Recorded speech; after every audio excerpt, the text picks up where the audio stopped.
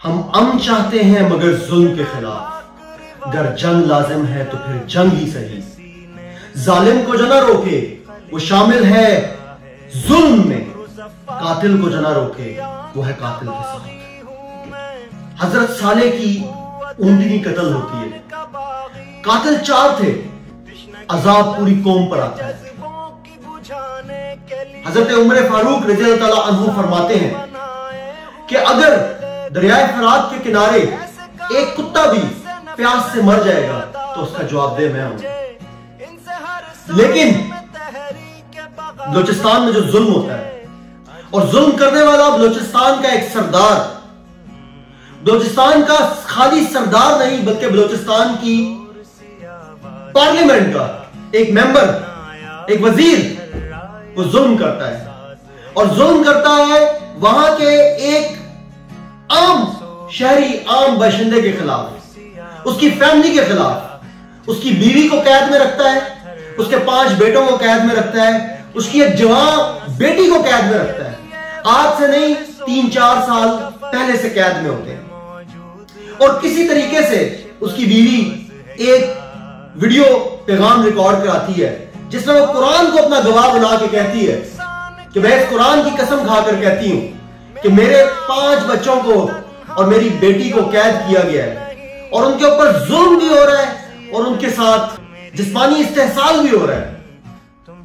یہ کہا جاتا ہے قرآن کو گواہ بنا کر، اور خدا را مجھے انصاف دلائیں، مجھے یہاں سے رہائی دلائیں۔ اور ہوتا کیا اس کے بعد کہ کنویں سے اس خاتون کی اور اس کے ایک بچے کی لاش ملتی ہے، جن کا چہرہ، جن کی مطلب پورا چہرہ مسخ کر دیا جاتا ہے تیزاب پھینک کر۔ اور جب یہ بات عدل کے ایوانوں میں، جب یہ بات جاتی ہے تو کیا ہوتا ہے کہ وہاں پر سر سے جوں نہیں رنگتی کسی کے۔ اس پریشر میں آ کے ایف آئی آر تو کاٹی جاتی ہے لیکن نامعلوم افراد کے خلاف۔ کون ہے یہ نامعلوم افراد کہ جن کو ہر ایسا جرم جو سامنے خود چیخ چیخ کر بول رہا ہوتا ہے کہ ہاں یہ ظلم اس شخص نے کیا، نام لے رہا ہوتا ہے، لیکن ان کو چھوڑ کر نامعلوم افراد لکھ دیا جاتا ہے۔ کون کرتا ہے پشت پناہی ایسے لوگوں کی؟ یہ معاشرہ، یا یہ ریاست جس کو لوگ ماں بولتے ہیں، یا یہ انصاف، یا یہ عدل، کون کرتا ہے؟ یہ تمام اشرافیہ کیوں ان لوگوں کو بچانے کے لیے کھڑی ہو جاتی ہے؟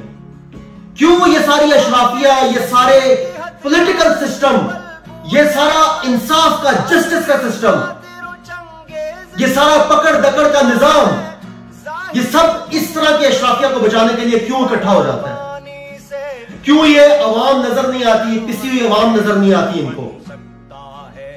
کیوں یہ چیخو پکار نظر نہیں آتی؟ کیوں اس چیخو پکار سے، جس چیخو پکار سے مظلوم کی، جس چیخو پکار سے عرش تک کانپ اٹھتا ہے، اس سے یہ عدل کے ایوان کیوں نہیں کانپ اٹھتے؟ یہ اشرافیہ کیوں نہیں کانپ اٹھتی؟ اور یہ تمام ملازمین، سرکار کے ملازمین، چاہے وہ کوئی بھی ایجنسی ہو، چاہے وہ کوئی بھی ہماری پولیس فورس ہو یا کوئی بھی فورس ہو، جو نوکری ملنے سے پہلے حلف اٹھاتے ہیں کہ ہم کسی کے پریشر میں نہیں آئیں گے اور ہم انصاف کی بالادستی کے لیے کام کریں گے، کیوں ان کے پاؤں کانپتے ہیں؟ کیوں ٹانگیں کانپتی ہیں ان کی؟ کیوں قدم دڑکھڑا جاتے ہیں ان کے؟ کون دے گا یہ انصاف؟ اگر آپ نہیں دیں گے، وزیر اعظم صاحب، چیف جسٹس صاحب، آرمی چیف صاحب، اگر آپ یہ انصاف نہیں دیں گے ان لوگوں کو تو کون دے گا؟ کون ذمہ دار ہے اس انصاف کو دینے کا؟